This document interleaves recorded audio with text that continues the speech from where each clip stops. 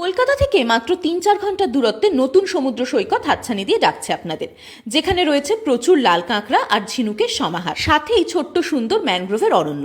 থাকার জন্য রয়েছে সুন্দর একটা টেন্ট। কিভাবে যাবেন? সাঁতরাগাছি স্টেশন থেকে কাঁথি পৌঁছে কাঁথি স্টেশনের বাইরে থেকে একটা ট্রেকার নিয়ে পৌঁছে যান নেচার স্টে কানাইচট্ট বিচ ক্যাম্পে। থাকা কিন্তু টেন্টে। এখানে কাপল টেন্ট এবং ফ্যামিলি টেন্ট দু রকমেরই ব্যবস্থা রয়েছে। টয়লেটটা কিন্তু কমন টয়লেট। সামঞ্জস্য রেখে ডাইনিং হলটাও বেশ বড়।